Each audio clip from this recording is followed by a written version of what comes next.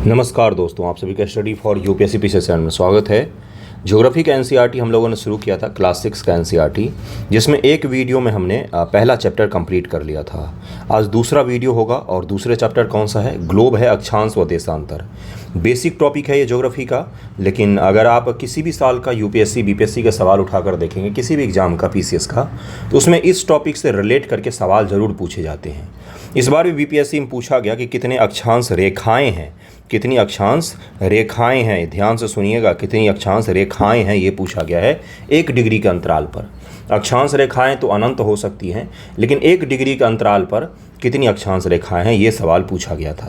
तो इस चैप्टर को हम लोग पूरा कंप्लीट करेंगे और ज्योग्राफी एनसीईआरटी बुक नाम से प्लेलिस्ट बना दिया है मैंने, उसमें आपको पहला चैप्टर भी मिल जाएगा। एक चीज़ और मैं बता दूँ, किसी भी सब्जेक्ट को जब आप पढ़ते हैं तो पूरा सीक्वेंस से पढ़ा कीजिए। किसी भी एट रैंडम टॉपिक उठाकर पढ़ने से आप अधूरा पढ़ पाते हैं, पूरा रूप ही नहीं पढ़ पाते हैं। ओके, चलिए शुरू करते हैं कि पिछले अध्याय में आप पढ़ चुके हैं कि हमारी पृथ्वी गोलाकार नहीं है, उसको क्या कहा जाता है? जियोइड कहा जाता है। भू-आभ आकार है पृथ्वी का। ओके, यानी कि ऐसा सर्किल नहीं है, बल्कि कैसा है? तो पृथ्वी हमारी ऐसी है, कुछ इस तरह का। बहुत ज़्यादा चपटा बना दिया मैंने, कुछ इस तरह का, यानी कि नॉर्थ और साउथ में क्या है? चपटी है। ओके, इसको भू-आभ कहा जाता है, जियोइड कहा जाता है। क्या आप कल्पना कर सकते हैं ये कैसी दिखती है? इस संबंध में जानकारी प्राप्त करने के लिए आप अपनी कक्षा में ग्लोब वगैरह को देख सकते हैं। ग्लोब विभिन्न आकार एवं प्रकार के हो सकते हैं। बड़े ग्लोब जो आसानी से एक स्थान से दूसरे स्थान नहीं ले जाए जा सकते, पॉकेट में रखने योग्य छोटे ग्लोब, गुब्बारे जैसे ग्लोब और हवा भरी जा सकने वाले ग्लोब, अलग अलग तरीके के ग्लोब होते हैं।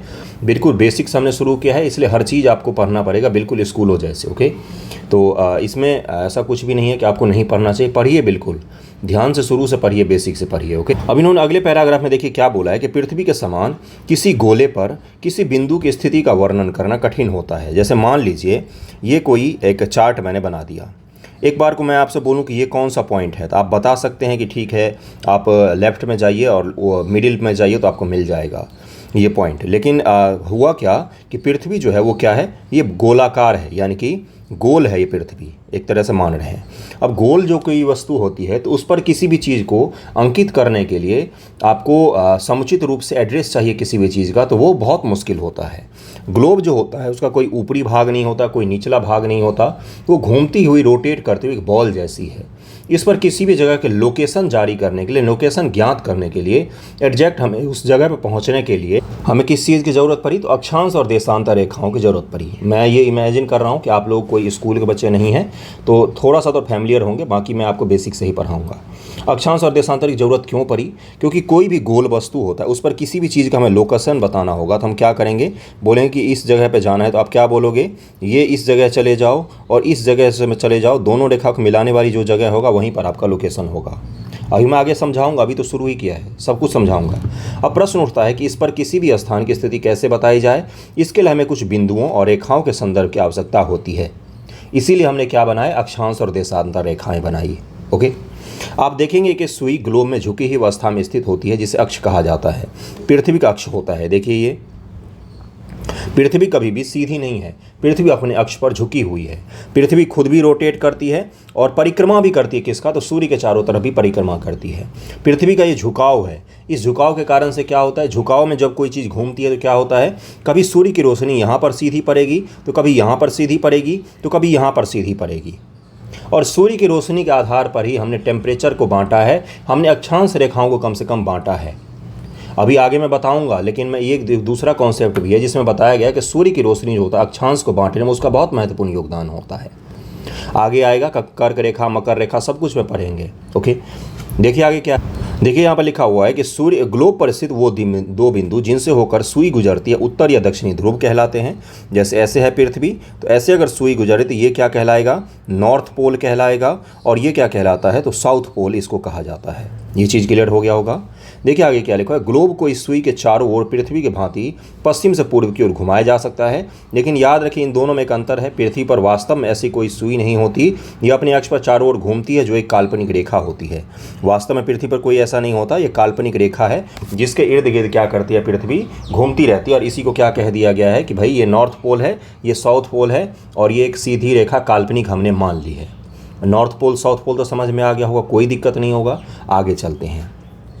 आगे देखिए क्या दिया है, और देखिए यहाँ पर दिया हुआ है कि एक अन्य काल्पनिक रेखा भी है ग्लोब को 2 बराबर भागों में बांटती है और इसको विषुवत कहा जाता है। अब देखिए ध्यान से थोड़ा सा सुनिएगा मेरी बातों को। ये पृथ्वी है, ये बीच से एक रेखा गुजरती है जिसको कहा जाता है विषुवत 0 डिग्री। अक्षांश रेखा क्या होती है आज तक आपको नहीं पता होगा, आज पता चल जाएगा।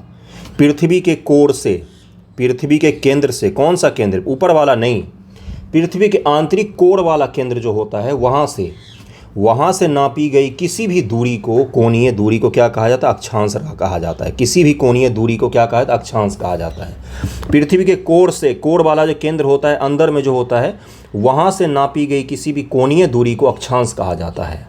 ठीक ना। आप इमेजिन कीजिए ये पृथ्वी है, ये इसका कोर है, यहाँ से ये पूरा का पूरा वो ये कोर है और ये ऊपर वाला क्या कहलाएगा, ये पूरा का पूरा एक, याद कीजिए बचपन में चांद होता था अपने इंस्ट्रूमेंट बॉक्स में, वैसा ही इमेजिन कीजिए कोर से। ये क्या होगा 0 डिग्री, ये क्या होगा मान लीजिए 30 डिग्री, यहाँ पर क्या हो जाएगा 60 डिग्री, यहाँ पर क्या हो जाएगा सबसे ऊपर तो 90 डिग्री। यही तो होता था, इसी को तो 90 डिग्री कहा जाता है, समकोण। यही है आपका अक्षांश। अक्षांश है, अक्षांश रेखा नहीं, अक्षांश है ये। अब सुनिए आगे की चीज़। 2 समान अक्षांश को, जैसे 30 डिग्री ये है, 30 डिग्री इधर भी ले लीजिए, 2 समान अक्षांश को मिलाने वाली रेखा को क्या कहा जाता है, इसको अक्षांश रेखा कहा जाता है। इसको अक्षांश रेखा कहा जाता है। 2 समान अक्षांश को मिलाने वाली रेखा को अक्षांश रेखा कहा जाता है। कहाँ से हमने कोणीय दूरी मापी, पृथ्वी की सतह से, क्या नहीं नापी नहीं सकते, गोलाकार चीज़ें पृथ्वी की सतह से कैसे कोणीय दूरी आप मापोगे। पृथ्वी के कोर वाला केंद्र से, जो आप कोर पढ़ते हो पृथ्वी का आंतरिक केंद्र जो होता है, वहाँ से हमने एक कोणीय दूरी मापी जिसको हमने कहा कि ये अक्षांश है। ये 30 डिग्री अक्षांश है, ये 60 डिग्री अक्षांश है। और हमने फिर क्या बोला कि 2 समान अक्षांश को मिला दो, जैसे ये 30 डिग्री नॉर्थ है और ये 30 डिग्री नॉर्थ है। अब इन दोनों को हमने मिला दी तो ये क्या कहलाएगा, ये कहलाएगा 30 डिग्री अक्षांश रेखा। यहाँ तक तो क्लियर हो गया होगा, इसमें कोई गलती नहीं हो रही हुई, ये तो पूरा क्लियर होगा। अब 30 डिग्री नॉर्थ है तो 30 डिग्री साउथ भी है, क्या ये समान अक्षांश है, नहीं। वो 30 डिग्री नॉर्थ है, ये 30 डिग्री साउथ है, ये समान अक्षांश नहीं है। ऐसा नहीं हो सकता कि आप इन दोनों को मिला दो बोलो कि ये अक्षांश रेखा है, नहीं। ठीक ना। 30 डिग्री साउथ को 30 डिग्री साउथ से मिलाओगे तो क्या बन जाएगा, एक अक्षांश रेखा बन जाएगा। अक्षांश रेखा और अक्षांश में डिफरेंस पता चला। अक्षांश रेखा जो होता है वो 2 समान अक्षांश को मिलाने पर बनने वाली रेखा होती है अक्षांश रेखा। ये चीज़ क्लियर हो गया होगा। अब बीपीएससी के सवाल डिस्कस करते हैं। सवाल था कि 1 डिग्री की दूरी पर, 1 डिग्री की दूरी पर पृथ्वी पर कितनी अक्षांश रेखाएं पाई जाती हैं। यही तो सवाल था कि 1 डिग्री की दूरी पर पृथ्वी पर कितनी अक्षांश रेखाएं पाई जाती हैं। अब सुनिए ध्यानपूर्वक, ये है पूरा पृथ्वी, यानी कि इस पर क्या खींचा गया होगा, इस पर खींचा हो गया होगा आपका अक्षांश रेखाएं अलग अलग। ये एक 60 डिग्री हो गया, ये 30 डिग्री हो गया, ये 0 डिग्री हो गया बीच में, उसके बाद से फिर ये 30 डिग्री हो गया, ये 60 डिग्री हो गया, यहाँ पर 90 डिग्री हो गया। यानी कि कुल कितने होंगे, यहाँ पर नीचे साउथ में 90 होंगे अक्षांश रेखाएं, ऊपर भी कितने होगा 90 होगा, और एक विषुवत बीच में है यानी कि 181 होना चाहिए। ओके, 181 अक्षांश होना चाहिए, अक्षांश होना चाहिए। लेकिन ये जो सबसे ऊपर है 90 डिग्री वाला, ये क्या है, क्या ये रेखा है, नहीं, ये केवल और केवल एक डॉट होगा। जो नॉर्थ पोल पर एक डॉट होगा वही और 90 डिग्री अक्षांश रेखा होगा। 90 डिग्री अक्षांश कोई रेखा नहीं होता, केवल और केवल अक्षांश होता है। क्योंकि देखिए सर्किल को मिलाते हैं, ये पूरा का पूरा 180 सर्किल बन रहे हैं, लेकिन ऊपर जो है नॉर्थ पोल और साउथ पोल वो सर्किल नहीं है, वो केवल और केवल एक डॉट है, वो कोई रेखा नहीं है। इसलिए 181 में से आप 2 को घटा दीजिए, 181 में से आप 2 को घटा दीजिए तो 179 कितनी हो जाएंगी, अक्षांश रेखाएं 179 हो जाएंगी। अक्षांश सर्किल, अक्षांश वृत्त कितने हो जाएंगे, तो 179 हो जाएंगे। लेकिन अक्षांश टोटल कितने होते हैं, तो 181 हो जाएंगे अगर 1 डिग्री के अंतर पर खींची जाए तो। ये चीज़ क्लियर हो गया होगा। इसमें तो कुछ भी नहीं था ऐसा कॉम्प्लेक्स चीज़ है, यही सवाल पूछा गया था और आपने गलती कर दी। कुछ बच्चे तो आंसर की आने के बाद भी डिबेट कर रहे हैं कि 181 होना चाहिए। 2 जो है नॉर्थ पोल और साउथ पोल, वो एक पॉइंट है, वो एक रेखा नहीं है, वो एक वृत्त नहीं है, सर्किल नहीं है, वो केवल पॉइंट है 2 ऊपर वाले। बाकी 90 दोनों ऊपर नीचे, बीच में विषुवत 181 - 2 179 अक्षांश रेखाएं होती हैं, अक्षांश होते हैं पूरे पृथ्वी पर। ये चीज़ क्लियर हो गया होगा। 2 समान अक्षांश को मिलाने वाली चीज़ को अक्षांश रेखा कहा जाता है, ये भी क्लियर हो गया होगा। अब कुछ चीज़ें और सुनते हैं, यहाँ पर पढ़ते हैं। यूपीएससी कॉन्सेप्ट की तरफ बढ़ रहा हूँ मैं, तो थोड़ा सा ध्यानपूर्वक सुनिएगा। ये विषुवत है, विषुवत का तात्पर्य क्या होता है कि यहाँ पर वर्ष भर सूर्य प्रकाश की प्राप्ति होगी, यहाँ पर वर्ष भर सूर्य का प्रकाश मिलेगा। पृथ्वी अपने ध्रुव पर, पृथ्वी अपने अक्ष पर झुकी हुई है, यानी कि ये घूमती है, तो सूर्य कहाँ से कहाँ तक जाएंगे? सूर्य यहाँ पर 23.5 डिग्री जो रेखा होगी वहाँ तक जाएंगे हाईएस्ट।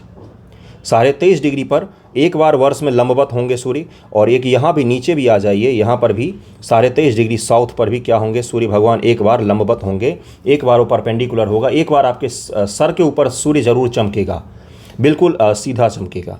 23.5 डिग्री कर्क, ऊपर वाला कर्क रेखा कहलाती है और नीचे वाली मकर रेखा कहलाती है। इतना तो क्लियर हो गया होगा। यानी कि इसको क्या कहा गया? यहाँ पर सूर्य की रोशनी बहुत ज़्यादा मिलती है, तो इसको वैज्ञानिकों ने नाम दे दिया उष्ण कटिबंध। क्या नाम दे दिया? उष्ण कटिबंध। उष्ण कटिबंध। कटिबंध का क्या तात्पर्य होता है? तो दो अक्षांश रेखाओं के बीच की जगह को कटिबंध कहा जाता है। दो अक्षांश रेखाओं के बीच की जगह को कटिबंध कहा जाता है। दो अक्षांश रेखाओं के बीच की जगह कटिबंध कहा जाता है।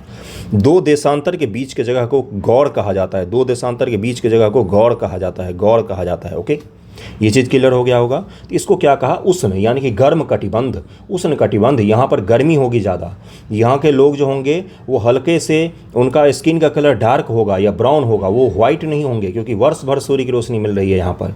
और क्या होगा यहाँ पर? जब सूर्य की रोशनी ज़्यादा मिल रही है तो यानी कि ऊर्जा ज़्यादा मिल रही है, ये क्षेत्र ऊर्जा से भरपूर होगा। ऊर्जा से भरपूर का तात्पर्य यहाँ पर मिट्टी खूब होगी, उपजाऊ खूब होगा, जंगल खूब होंगे, विविधता खूब होगी,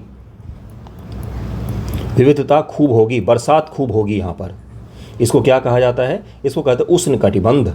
उष्ण कटिबंध। इसमें ऐसे देश आपको मैक्सिमम दिखेंगे जो या तो डेवलपिंग हैं या जो थोड़े से पिछड़े हुए हैं या गरीब देश हैं। क्यों?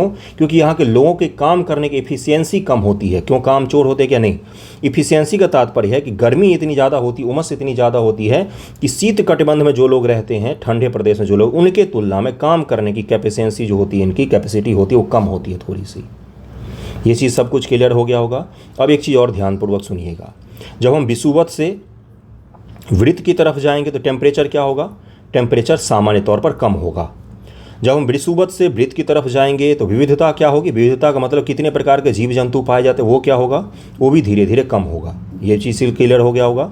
जब हम विषुवत से ध्रुव की तरफ जाएंगे तो टेम्परेचर भी कम होगा, बरसात भी कम होगी, विविधता भी कम हो जाएगी। ये चीज़ क्लियर हो गया होगा। अब चलते हैं शीत कटिबंध। इसकी अपनी खासियत होगी, और ये बिल्कुल नॉर्थ का जो ध्रुव का इलाका है, यहाँ पर वर्ष में कुछ ही दिन आपको सूर्य की रोशनी की प्राप्ति होती है। और सूर्य की जो रोशनी है वो नॉर्थ और साउथ, उत्तरायण और दक्षिणायन, कौन सा शब्द यूज किया? तो उत्तरायण। जैसे पृथ्वी घूम रही है अपने अक्षों पर, तो उससे क्या होगा? सूर्य की रोशनी कभी कर्क रेखा पर परपेंडिकुलर हो जाएगी और कभी मकर रेखा पर परपेंडिकुलर हो जाएगी। जैसे अपने यहाँ जून महीने में कर्क रेखा पर आ जाते हैं सूर्य भगवान, तो यानी कि भीषण गर्मी पड़ती है, और विषुवत वृत्त पर फिर चले जाते हैं वापस। फिर कहाँ पर चले जाते हैं? तो फिर चले जाते हैं आपके मकर रेखा पर। यानी कि अपने यहाँ जब अभी ठंड शुरू होगी तो ऑस्ट्रेलिया में क्या हो जाएगी? गर्मी के महीने शुरू हो जाएंगे, क्योंकि वो दक्षिणी गोलार्ध में आते हैं।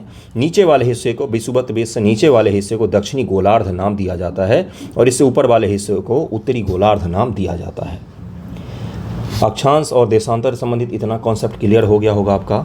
आगे बढ़ते हैं हम लोग। पृथ्वी के उत्तर में स्थित आधे भाग को उत्तरी गोलार्ध, दक्षिण वाले आधे भाग को दक्षिणी गोलार्ध का, तो ये दोनों बराबर आधे भाग होते हैं। इस प्रकार विषुवत वृत्त पृथ्वी पर एक काल्पनिक वृत्त बनाती है एवं यह पृथ्वी पर विभिन्न स्थानों की स्थिति बताने का सबसे महत्वपूर्ण संदर्भ बिंदु भी होती है। विषुवत वृत्त से ध्रुवों तक स्थिति सभी समानांतर वृत्तें अक्षांश समानांतर रेखाएं कहा जाता है। अक्षांश को समानांतर भी कहा जाता है, समानांतर रेखा भी कहा जाता है, अक्षांश को समानांतर रेखाएं भी कहा जाता है, समानांतर वृत्त भी कह देते हैं, क्योंकि ये देखिए पूरी सर्किल बनाता है, गोल गोल गोल। और ये देखिए ये 90 डिग्री है, ये केवल और केवल पॉइंट होता है, ये एक सर्किल नहीं होता, रेखा नहीं होती है। इसलिए दो रेखाओं को हम घटा देते हैं तो 179 हमें रेखाएं या सर्किल मिलती है अक्षांश की। विषुवत वृत्त शून्य अक्षांश को दर्शाती है। चूंकि विषुवत वृत्त से दोनों तरफ ध्रुवों के बीच की दूरी पृथ्वी के चारों ओर के वृत्त का 1/4 है, अतः इसका माप 360 डिग्री अक्ष का यानी 1/4 यानी 90 डिग्री अंश है। इस प्रकार 90 डिग्री अंश उत्तरी अक्षांश उत्तरी ध्रुव को दर्शाता है, 90 डिग्री अंश दक्षिणी अक्षांश दक्षिणी ध्रुव को दर्शाता है। सीधी सी बात है कि हमने यहाँ से क्या किया, हमने विषुवत वृत्त ये कोर से हमने यहाँ 0 डिग्री की दूरी मापी, यहाँ पर हमने 20 डिग्री की दूरी मापी, और यहाँ पर हमने कौन सी? तो 40 डिग्री की दूरी मापी, यहाँ पर हमने 60 डिग्री की दूरी मापी है, और ये पूरी 90 डिग्री हो गया। अब 60 डिग्री की दूरी इधर और 60 डिग्री की दूरी इधर, इनको मिलाने वाली रेखा को हमने क्या कहा, इसको कहा हमने 60 डिग्री अक्षांश रेखा है या अक्षांश वृत्त बोला मैंने, सर्किल बोला। अक्षांश रेखाओं में तो अब कोई दिक्कत नहीं होना चाहिए आपको। ओके, अब एक चीज़ और इमेजिन कीजिए जरा, इमेजिनेशन ही है पूरी ज्योग्राफी। जो ये एक सर्किल से दूसरे सर्किल के बीच की दूरी है, लगभग 111 दशमलव समथिंग किलोमीटर होता है, 111 किलोमीटर, फैक्ट है, देख लीजिएगा। लेकिन पृथ्वी चूँकि चपटी है, इमेजिन कीजिए पृथ्वी एक चपटी है, पृथ्वी क्या है तो चपटी है, जैसे ऐसे मैंने सर्किल बनाया तो हल्का सा ये चपटा है, तो यहाँ पर जो सर्किल बनेगा और ये जो ऊपर वाला सर्किल, इनके बीच की दूरी थोड़ी सी बढ़ जाती है, थोड़ी सी। ऊपर के जो 60 डिग्री है और 90 डिग्री का जो है, या आप ऊपर जैसे जाएंगे 45 डिग्री और 60 डिग्री के बीच की सर्किल की दूरी थोड़ी सी बढ़ जाती है। सामान्य तौर पर 111 किलोमीटर ही इनके बीच की दूरी रहती है, एक अक्षांश रेखा से दूसरे अक्षांश की रेखा के बीच में, लेकिन कहीं कहीं पर ये दूरी बढ़ जाती है। ओके, विषुवत वृत्त शून्य अक्षांश दर्शाती है, चूंकि विषुवत वृत्त से दोनों तरफ ध्रुव के बीच, ये मैंने पढ़ दिया था। आगे देखिए क्या है कि इस प्रकार विषुवत वृत्त के उत्तर के सभी समानांतर रेखाओं को उत्तरी अक्षांश कहा जाता है, सब बता चुका हूं मैं, तथा विषुवत वृत्त के दक्षिण सभी समानांतर रेखाओं को दक्षिणी अक्षांश कहा जाता है। अक्षांशों की संख्या अनगिनत हो सकती है, लेकिन 1 डिग्री पर खींची गई अक्षांश रेखाएं कितनी हैं, तो अक्षांश रेखाएं हैं 179, और 2 क्या है तो अक्षांश बिंदु हैं 2, नॉर्थ डिग्री 90 डिग्री नॉर्थ और 90 डिग्री साउथ जो है, ये क्या है तो ये अक्षांश बिंदु हैं, ये रेखाएं नहीं है, इसीलिए 179 अक्षांश सर्किल है, अक्षांश रेखाएं 179 है। ये कॉन्सेप्ट तो क्लियर होगा आपका। देखिए अगला क्या लिखा है, इसलिए प्रत्येक अक्षांश के मान के साथ उनकी दिशा यानी उत्तर या दक्षिण को लिखना अनिवार्य होता है। आप मुझे बताओगे आपका घर कहाँ पर है, मान लीजिए आपने बोला कि 30 डिग्री में मेरा घर है, 30 डिग्री नॉर्थ या साउथ, 30 डिग्री नॉर्थ भारत में होगा, 30 डिग्री साउथ ऑस्ट्रेलिया में होगा, बताइए कहाँ है आपका घर, 30 डिग्री नॉर्थ या साउथ में है। तो केवल आप अक्षांश के आधार पर अपना घर का एड्रेस नहीं बता सकते। क्यों?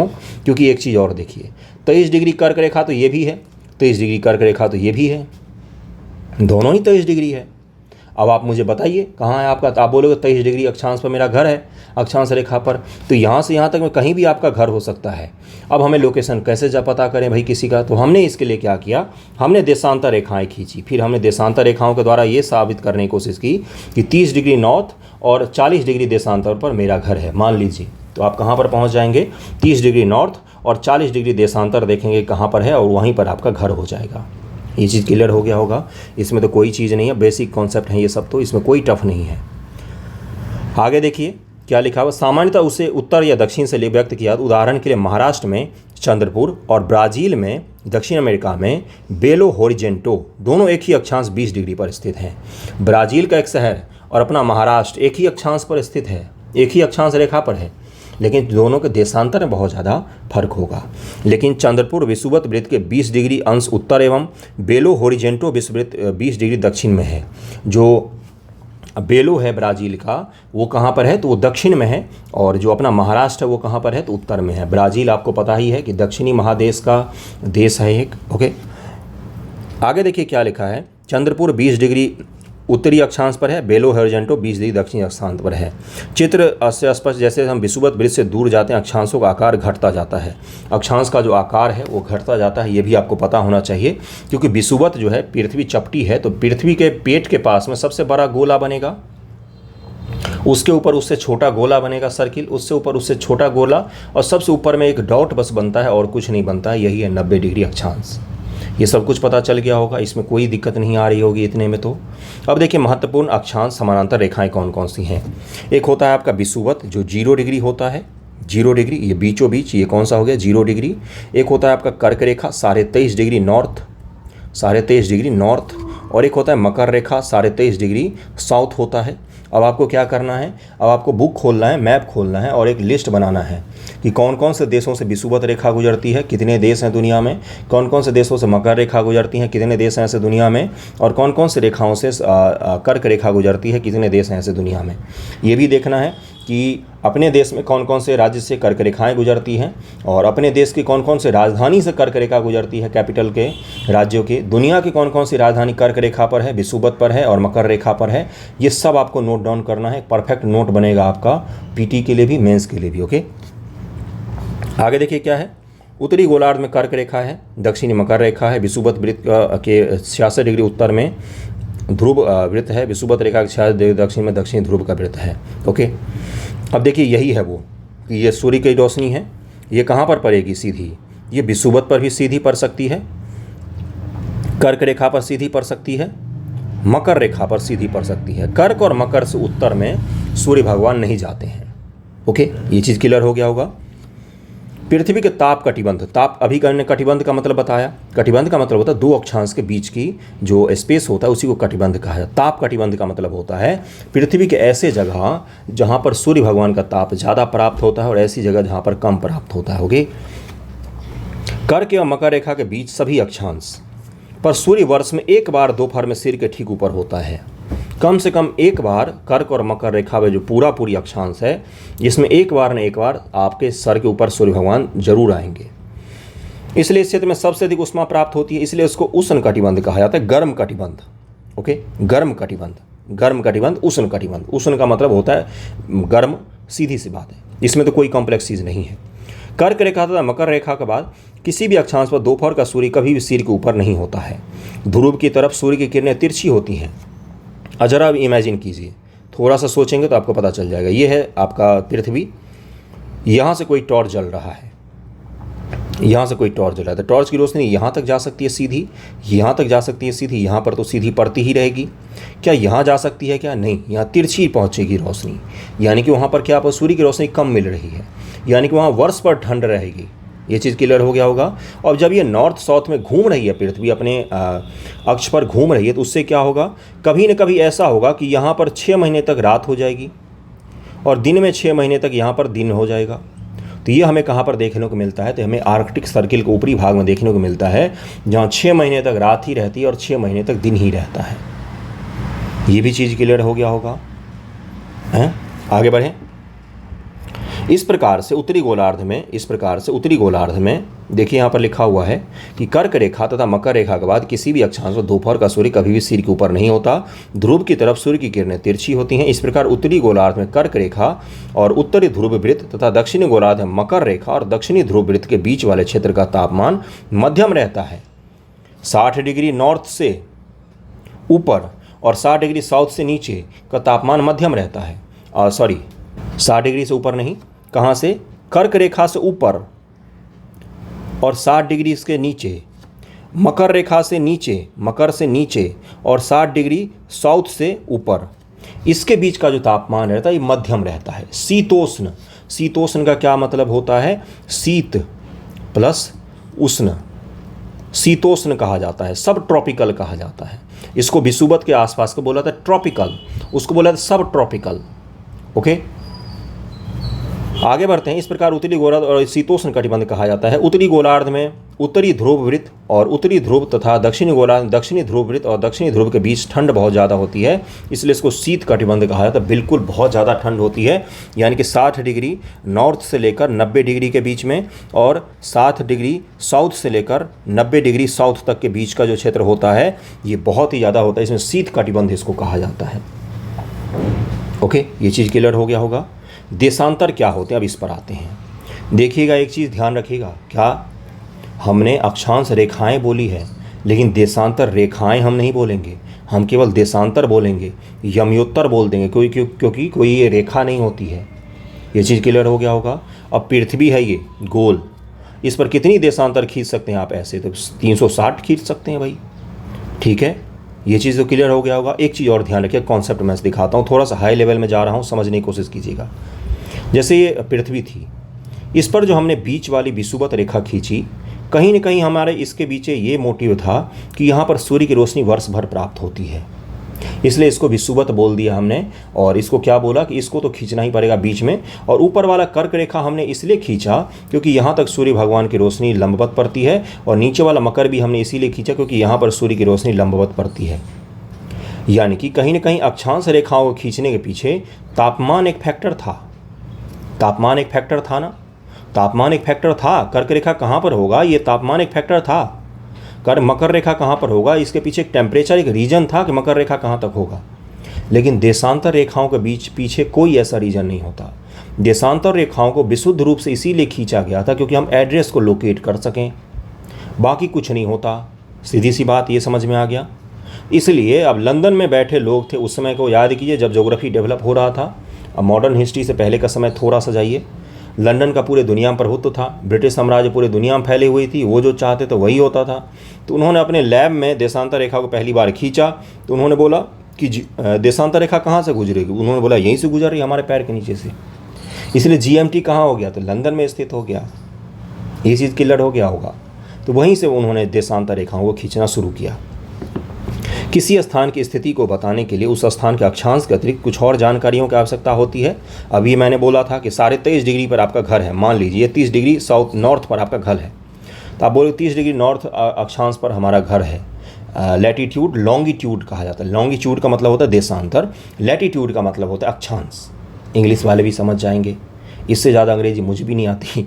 तो मैं क्या कह रहा हूँ, 30 डिग्री नॉर्थ पर मान लीजिए आपका घर है, तो 30 डिग्री नॉर्थ तो कहाँ से कहाँ तक हो सकता है भाई, कुछ तो और बताओ, तब तो घर पहुँचेंगे।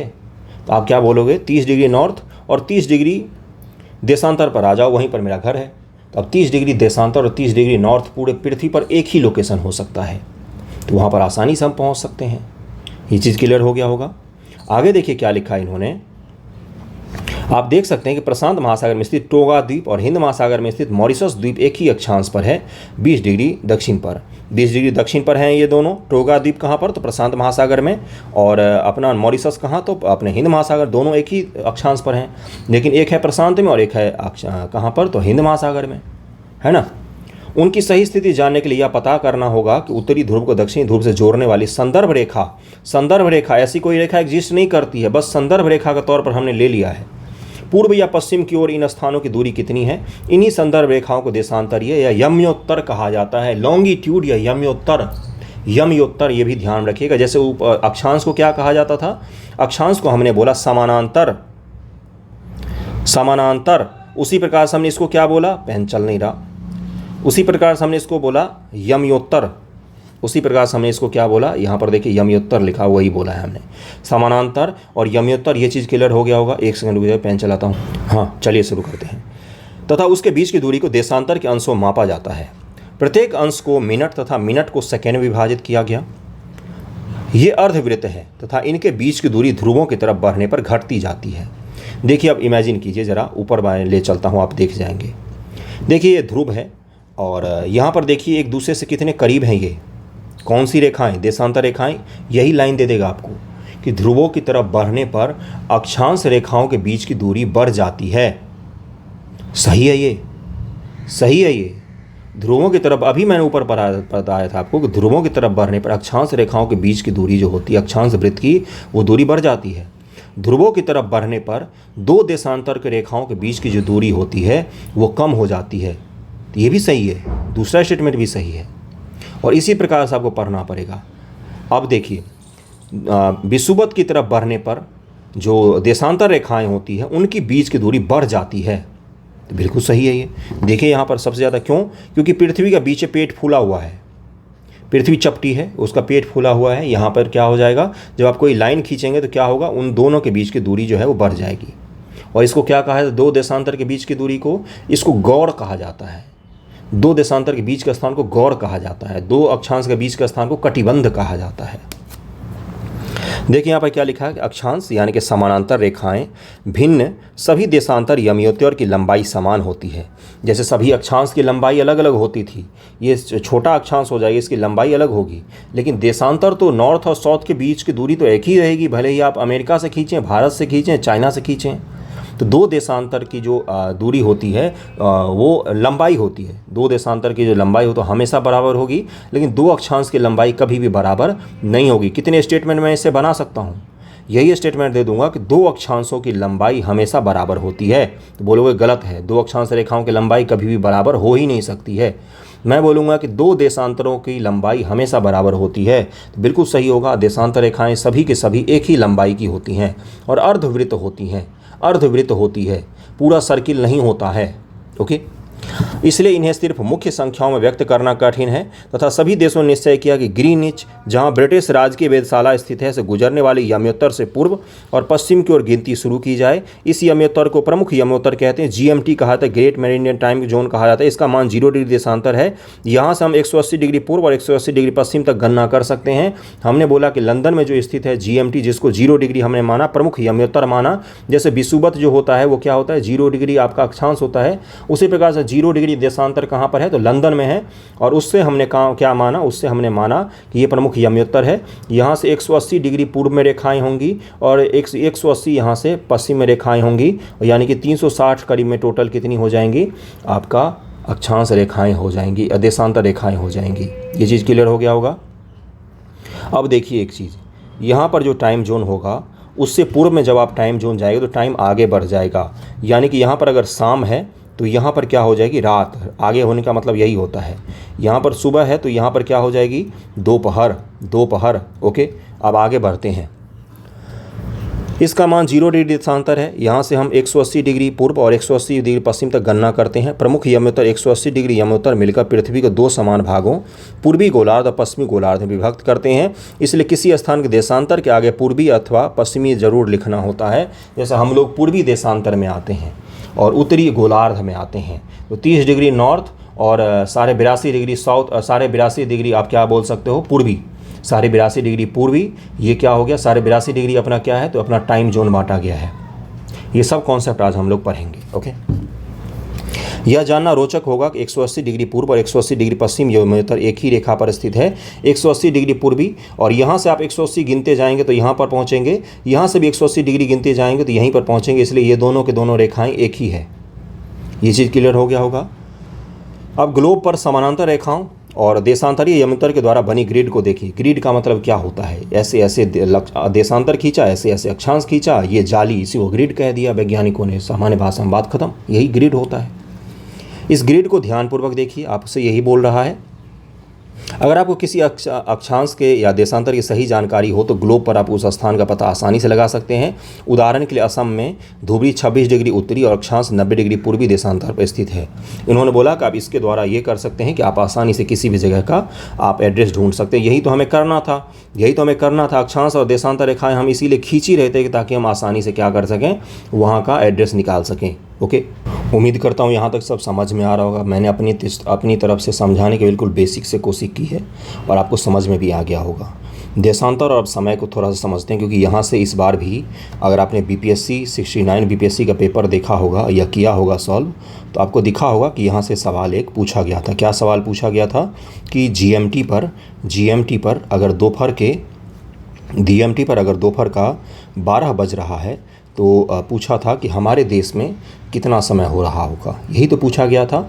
इसको भी हम लोग ज्ञात करेंगे। ओके, समय को मापने का सबसे अच्छा साधन पृथ्वी, चंद्रमा और ग्रहों की गति है। क्या है, पृथ्वी, चंद्रमा और ग्रहों की गति है। सूर्योदय और सूर्यास्त प्रतिदिन होता है, अतः स्वाभाविक ही है कि यह पूरे विश्व में समय निर्धारण करने का सबसे अच्छा साधन हो सकता है। पूरे विश्व में हम अगर समय निर्धारण करना होगा तो सूर्योदय और सूर्यास्त से बेहतर चीज़ क्या हो सकता है, आप मुझे बताइए। स्थानीय समय का अनुमान सूर्य के द्वारा बनने वाली परछाई से लगाया जा सकता है, जो दोपहर में सबसे छोटी और सूर्योदय तथा सूर्यास्त के समय सबसे लंबी होती है। क्यों? क्योंकि सूरज की रोशनी उस समय आपके आगे के भाग से या पीछे के भाग से पड़ रही होती है, इसलिए क्या होता है, उस समय आपकी परछाई बहुत लंबी पड़ेगी। लेकिन दोपहर में सूर्य भगवान आपके ठीक सर के ऊपर होते हैं तो आपकी परछाई सबसे छोटी होती है। और पृथ्वी पर सभी देशों में 12 उस समय बजते हैं जब उनके सर के ऊपर सूर्य भगवान होते हैं। जहाँ जहाँ भी सूर्य होते हैं सर के ऊपर, वो मैं कह रहा हूँ। अक्षांश और देशांत, कर्क और मकर के बीच में जहाँ भी सर के ऊपर सूर्य भगवान जब पहुँचते हैं तभी 12 बजता है। आपके सर के ऊपर ठीक जब सूर्य भगवान होते हैं उसी समय 12 बजता है। ये चीज़ क्लियर हो गया होगा। ओके, ग्रीनिच पर स्थित प्रमुख यमोत्तर पर सूर्य जिस समय आकाश के सबसे ऊंचे बिंदु पर होगा उस समय यमोत्तर पर स्थित सभी स्थानों पर दोपहर होगी। उस समय यमोत्तर पर स्थित जितने भी स्थान हैं उन सभी पर दोपहर के 12 बज रहे होंगे। चूंकि पृथ्वी पश्चिम से पूर्व की ओर चक्कर लगाती है, पृथ्वी कैसे घूमती है, तो पृथ्वी ऐसे घूमती है। ओके, अतः वे स्थान जो ग्रीनिच के पूर्व में है, यानी कि लंदन से जो चीज़ पूर्व में है, मान लीजिए ये लंदन है, ये लंदन है, ग्रीनिच है ये हमारा, तो यहाँ से जो चीज़ पूर्व में है, अगर यहाँ पर दोपहर है तो यहाँ पर पहले सूर्य भगवान आ गए होंगे, और यहाँ से जो चीज़ पश्चिम में है वहाँ पर अभी सूर्य उदय नहीं हुआ होगा। ओके, उनका समय ग्रीनिच समय से आगे होगा, जो पश्चिम में है उनका समय पीछे होगा। यानी कि लंदन में अगर 12 बज रहे हैं रात के, तो अमेरिका में अभी क्या हो रहा होगा, अमेरिका में अभी समय वहाँ से पीछे होगा, यानी कि अमेरिका में अभी शाम भी नहीं हुआ होगा। और भारत में क्या हो गया होगा, भारत में अगले दिन का सुबह भी हो गया होगा, एक दिन हम लोग आगे हो जाएंगे डेट में। यानी कि अगर आपने जापान में रह रहे हैं तो जापान में आप 1 जनवरी को सेलिब्रेट कीजिए, एक न्यू ईयर मना लीजिए, और जापान से फ़्लाइट पकड़िए और कहाँ चले जाइए, आप चले जाइए अमेरिका। वहाँ पर अभी 31 दिसंबर होगा, वहाँ पर फिर से आप न्यू ईयर मना सकते हैं। समझ में आया चीज़, मैं यही कह रहा हूँ। और ये भी किससे डिसाइड होता है, तो ये तो डेट लाइन जो तिथि लाइन खींची गई उससे भी डिसाइड होता है। एक दिन पूर्व एक दिन पहले हमारे यहाँ हो जाता है, और अमेरिका और इंग्लैंड में एक दिन बाद वो चीज़ें होती हैं। इंग्लैंड हमारे से 6 घंटा ठीक पीछे चलता है, यानी कि अपने यहाँ सुबह के अगर 6 बज रहे हैं तो उनके यहाँ क्या बज रहा होगा, रात के 6 बज रहे होते, रात के 12 बज रहे होते हैं। ये चीज़ क्लियर हो गया होगा। एक और तरीका होता है इंग्लैंड के समय निकालने का, आपके घड़ी को आप उल्टा कर दीजिए तो आपको इंग्लैंड का समय दिखने लग जाएगा, ठीक ना।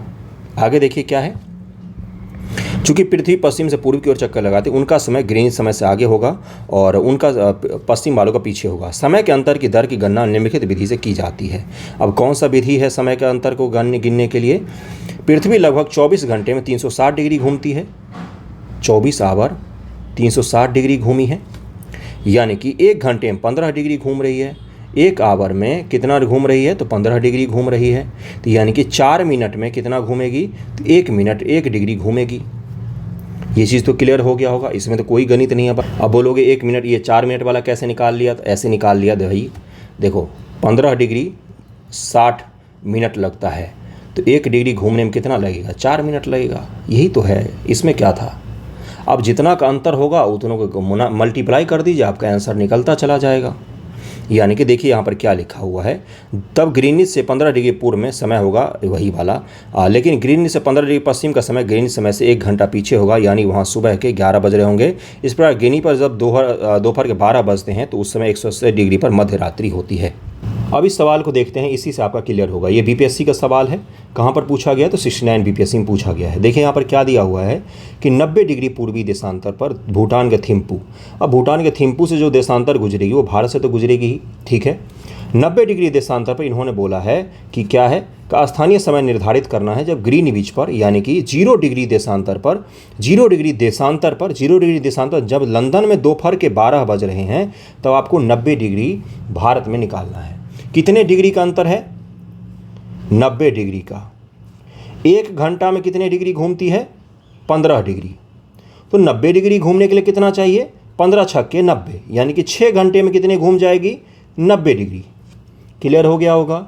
अब 90 डिग्री क्या होगा, AM होगा कि PM होगा, तो दोपहर के वहाँ पर 12 बज रहे हैं, कहाँ पर, लंदन में, और हम उनसे आगे हैं, तो हम क्या हो जाएंगे, हमारे यहाँ शाम के 6 बज रहे होंगे, यानी कि 6 बजे PM इसका आंसर हो जाता। ये चीज़ क्लियर हो गया होगा। तो यही सवाल पूछा गया था। अब तो सारा कुछ क्लियर होगी। क्या समझाया मैंने, 0 डिग्री देशांतर पर दोपहर के 12 बज रहे हैं, 90 डिग्री जो भूटान के थिम्पू से गुजरती है वहाँ पर आपका समय निकालना है। 1 घंटे में 15 डिग्री घूम जाती है, 15 डिग्री घूमने के लिए 1 घंटा चाहिए उसको। तो अब क्या करेंगे, 90 डिग्री घूमने के लिए कितना चाहिए, तो 15 छक्के 90 चाहिए, 6 घंटा चाहिए, यानी कि 90 को भी 15 से आप डिवाइड कर दीजिए तो भी निकल आएगा 6 घंटा। यही 6 घंटा आप जोड़ देना, उसमें समय आगे हैं हम। किससे आगे हैं, तो ब्रिटेन वालों से 6 घंटा हम आगे चलते हैं। तो वहाँ पर अगर दोपहर हो रहा है, दोपहर का 12 बज रहा है, तो अपने यहाँ शाम के 6 बजेंगे। ये चीज़ क्लियर हो गया होगा। और 90 डिग्री अगर कोई उससे पूर्व में जाएगा, मान लीजिए ये तो 90 डिग्री आप पूर्व में आ गए, ये तो 90 डिग्री आपका कौन सा हो गया, ईस्ट हो गया। 90 डिग्री कोई वेस्ट जाएगा मान लीजिए, तो वहाँ पर क्या बज रहे होंगे, वहाँ पर सुबह के 6 बज रहे होंगे, 6 घंटा वहाँ पर घटा दीजिए, यहाँ पर उसमें 6 घंटा आपको जोड़ देना है दोपहर में।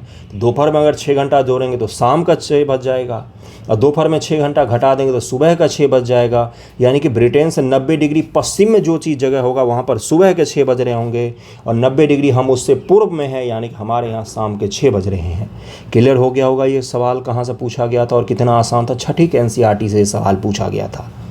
ओके, अब बहुत सारे लोग गलत करके आए हैं। समय का सारा कॉन्सेप्ट समझ में आ गया होगा, इतना उम्मीद कर रहा हूँ मैं कि समय में अब कोई दिक्कत नहीं होगा, अब आप आसानी से निकाल लेंगे। बस एक चीज़ को ध्यान रखना है, क्या, तो 1 आवर में 15 डिग्री, बस इसको ध्यान रखना है कि 1 घंटे में 15 डिग्री का अंतर हो जाता है, या 15 डिग्री घूमने के लिए 1 घंटा चाहिए, बस इसको ध्यान में रखना है। अब आप किसी जगह का समय निकाल सकते हैं आसानी से।